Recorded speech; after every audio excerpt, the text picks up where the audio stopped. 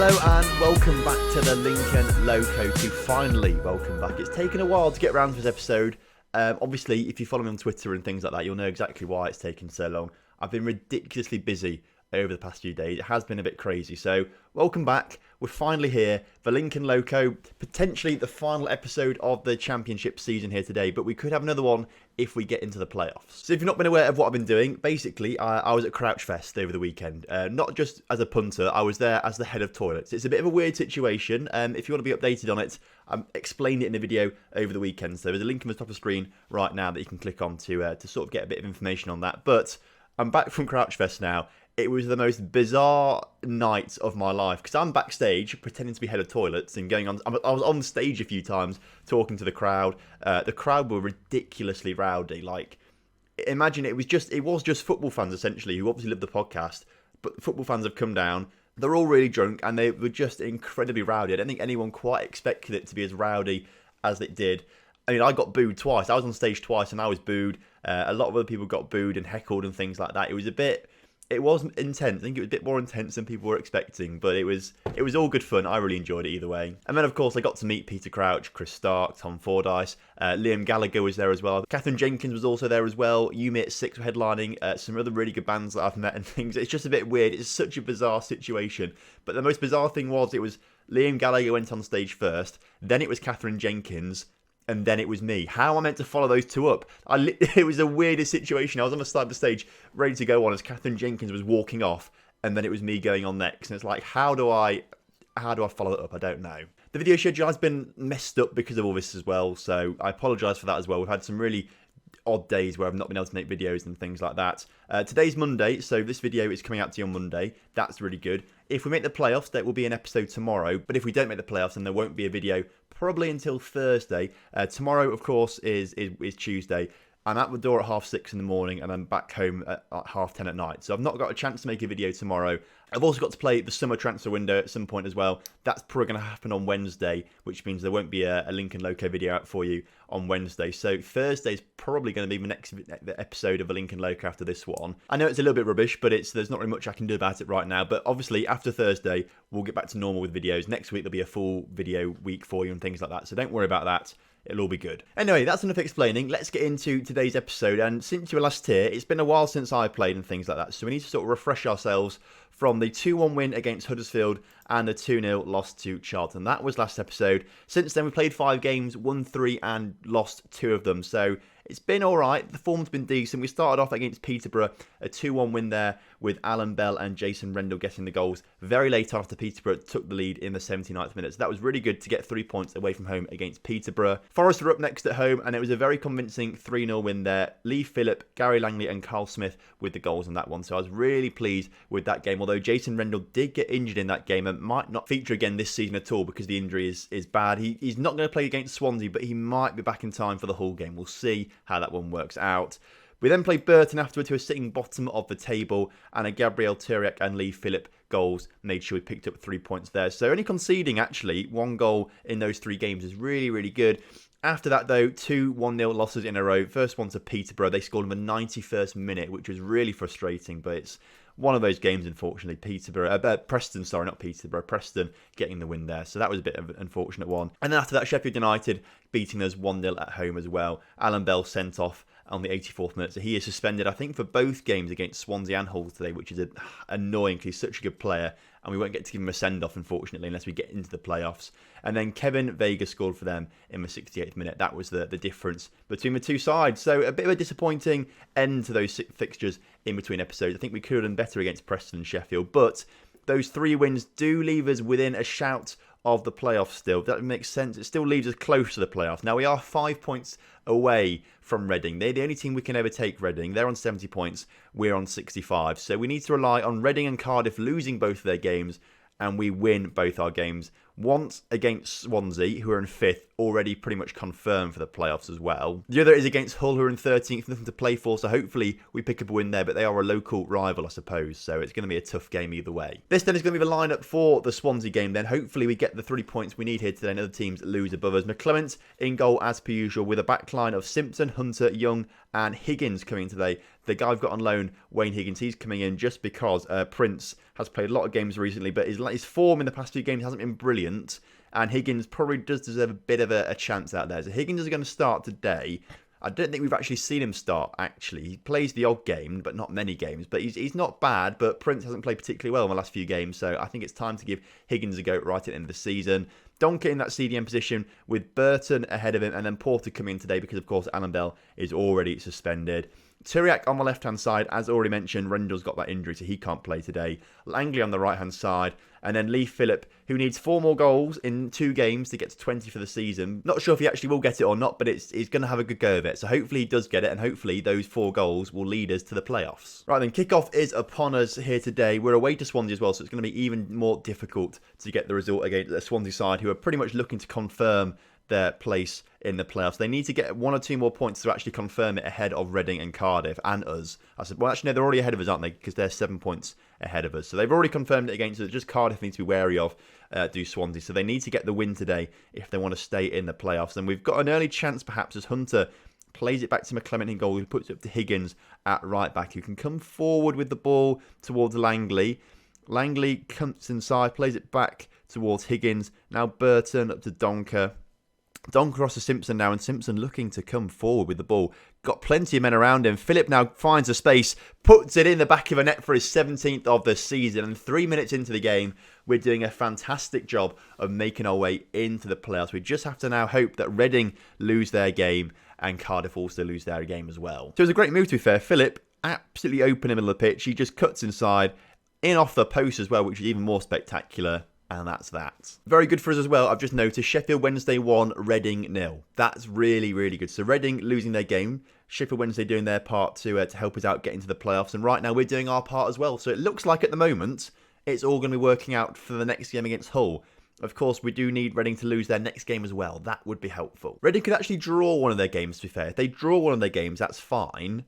We just have to get a better goal difference than them. That's what we need. So they can draw one as long as we win both our games by big margins. Turiak now on the ball, coming forward once again. Hopefully we'll grab a second goal on the half-hour mark or so. That would really give me a bit more confidence going into the later stages of this half. As Burton puts into Phillip. Phillip, looking for a second of the game. Doesn't quite get it, but it was a great little move from us, and hopefully we can just do a bit more of that. I'm also aware I'm wearing a green top. It's a slightly darker green than the green screen green, so that's why I'm only partially see-through, but I'm going to the gym after this, so I had to put some gym kit on, and this is the only clean gym kit top that I've got, a green one, so that's why I'm looking a bit invisible. Swansea, though, are looking to come forward and try and grab an equaliser before half-time, and this is the first attack I think we've seen them have, as Prosser on the ball puts it up to Johnson, who can put the cross in, and it's nearly headed in at the near post. Nice little move from Swansea there, to be fair, but luckily for us, they didn't score the goal, and despite Swansea being the side on top in today's game,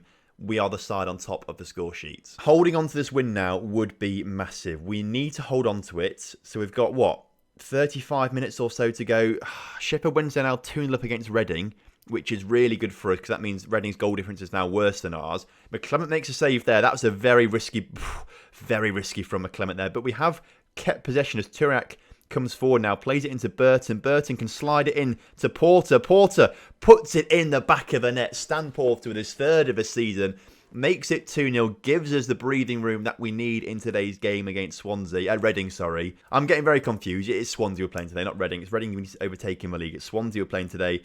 Great goal, to be fair. Looks like he's going to go for the near post. I think that's what the keeper's guarding for, but puts it the other side of the keeper, goes in the back of the net.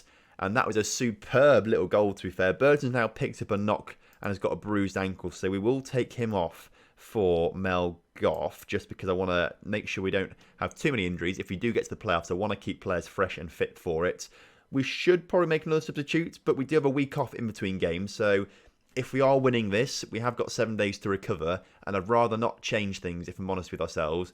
Swansea, though, do have a chance to come forward, though. That was cleared. I'm not quite sure what that highlight was for. As Sheffield Wednesday, by the way, I've just seen, are 4-1 up against Reading now, which is very good for us. Reading aren't going to win their game. As it looks right now, we're going to beat Swansea. And it all comes down to the final day of the season where Reading need to lose and we need to win. And then we will have the Championship playoffs in our first season and a chance of going to the... ridiculous, really, isn't it? It is just stupid. I knew we had a good team this season, but when I said we had a good team, it was more the fact that we've got a good enough team not to get relegated. Not we've got a good enough team to be in the playoffs or be in and around the playoffs. I never expected that. We've had a fantastic season, and my worry is we won't be able to replicate it next season. I'm not quite sure what it is about this season that's worked so well for our players, but something has done, and I'm just worried that we won't be able to replicate it next season. If you remember back a few seasons ago, Lincoln City, now they got to the Championship, and in their first season of the Championship, I think they finished 8th, missed out on the promotion places by 1 place, or the playoff places by 1 place, sorry.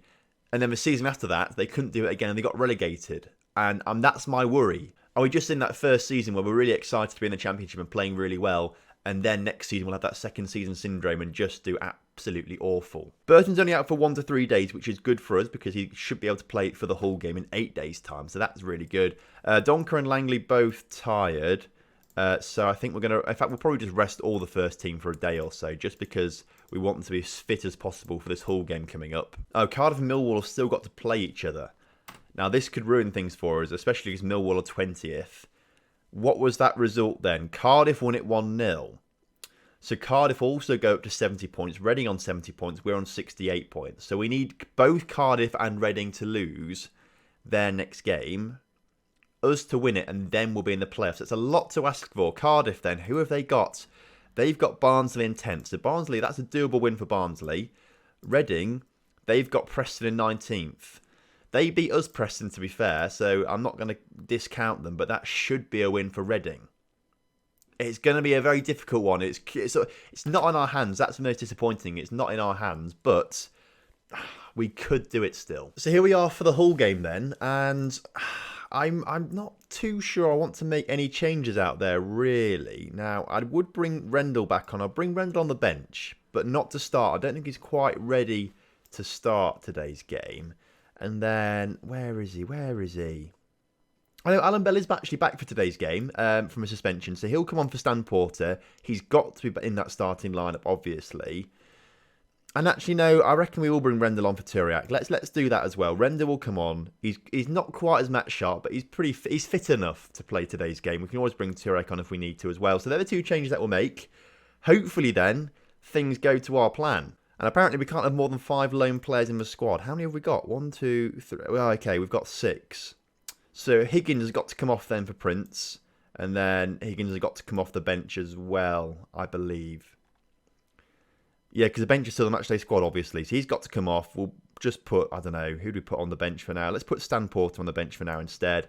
They're the changes that we'll make. It's a bit of a shame, actually, to be fair, because Prince did play quite well last game, but he is the weakest of all our players that we've got on loan, I think. So that's my justification for taking him out of the starting 11. So 3 changes for lineup against that side that beat Swansea. Perhaps that's not the wisest thing to do, but we've got to try and grab the win today, and I think this team will do it. So, of course, we need to keep updated with the Cardiff game and the Preston-Reading game. I don't know why it's highlighting Charlton and Forest need looking at. I mean, Charlton and Forest could both overtake us in the table, but they're not going to get any close to us, or we're not going to get any closer to us, rather, to the playoffs. They're not going to stop us getting playoffs. So it's Cardiff who are drawing still, and Reading who are drawing still. They're the ones we need to be looking out for right now. As there is a highlight going on, and Hull have been put forward. And is their man going to score? No, McClement keeps him out. Good stuff. All we need is 1 goal. That's all we need, just the 1 goal. I mean, Cardiff and Reading have got worse goal difference than us, actually, which is quite impressive on our part, I've got to say. As Bell puts the ball in, and it's put in the back of the net. Oh, Mark Hunter's offside, apparently. It's been disallowed for Mark Hunter being offside, but I was about to jump up in celebration there. Now, it's all going to be in vain anyway at the moment, because Reading have just gone 1-0 up in their game against Preston, which, I mean, as it stands right now, even if we win today's game, we won't be going to the playoffs. So at half-time then, Barnsley and Cardiff drawing, which is good for us. Reading and Preston also drawing, which is good for us. So they're back to drawing. So as long as we just pick up a win against Hull, that'll be really good for us. So I'm going to go aggressive. Not happy with the performance out there, I'm going to say. I want us to really take it by the scruff of the neck and grab a winner in this second half. If we, as things stand right now, if we grab that winner, we will climb into 6th. It's such an exciting game, this one. It's a real exciting one, and as things stand, it is working out for us at the moment, other than us having the winning goal. And it looks like we could be trying to do that now as Langley comes forward with the ball, cuts inside, keeps the ball. It's cleared. It's a penalty for us. Langley fouled in the area. Now, who's the best person to take it? Lee Phillip looks like the best person to take it. On the ground, he's got 13 finishing and 9 penalty taking. That is the best. So we'll let Lee Phillip take it. Now, if he scores it, it's absolutely fine. But if he misses it, the pressure is still on us to grab a winner in today's game. Phillips, penalty has been saved. And is that going to cost us playoffs? And is that going to cost us the chance to get into the Premier League? Because that penalty could have been the difference. If he'd scored it, we'd be up onto 71 points, ahead of goal difference on Cardiff and Reading. And that would be the chance for us to be in the playoffs. Then that penalty miss will have cost us a place in the playoffs, which is ridiculous when you think about it. And with 15 minutes to go, we have to go for this now. We've really got to go for it. Philip's going to move over. Donker's going to come up front, but obviously we'll bring Pardo on instead to play as a poacher, I suppose, maybe something like that. We've got to try and go for this now. 2 strikers are up there. We need to now go to very attacking as well, and we're going to shout, get creative out there. We need to do something. We have to try and encourage them in these final 10 minutes because the opportunity is still there for us. It's still there. And I just don't understand this penalty miss. It's the penalty miss that's done it for us. And as the clock ticks down, push forward, we're on. I don't know what else we can do in the final few minutes. There's a highlight now.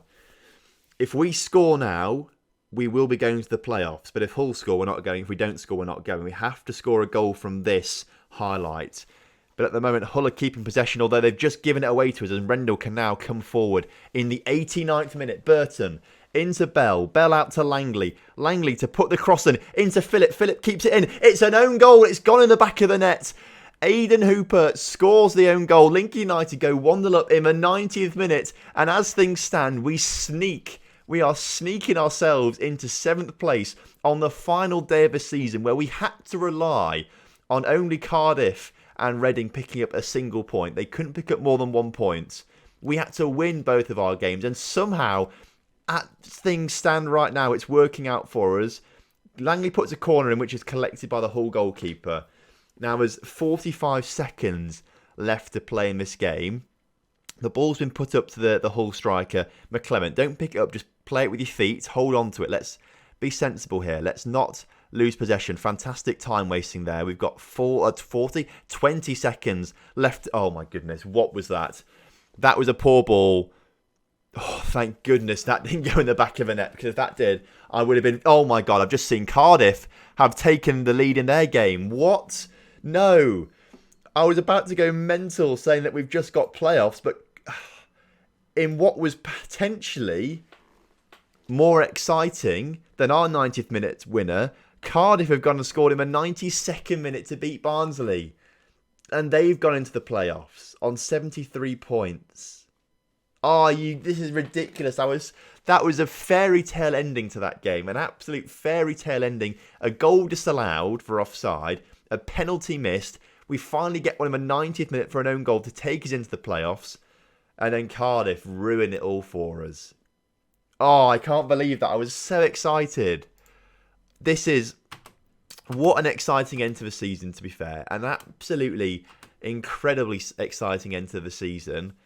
We're about to pull off the impossible, but Cardiff just did it there. Just did it. And our was it a 3-0 win we had against them on the first day of the season? A 3-0 win against them on the first day of the season. Despite that, it wasn't enough to beat them in the table. And that just shows how good we were at the start of the season. Because we said if this is the sign of things to come, beating teams like Cardiff, who have now gone on to go into the playoffs, of course, it shows how good we are. And hopefully we can continue this next season, because we are the best of the rest, as you can see here.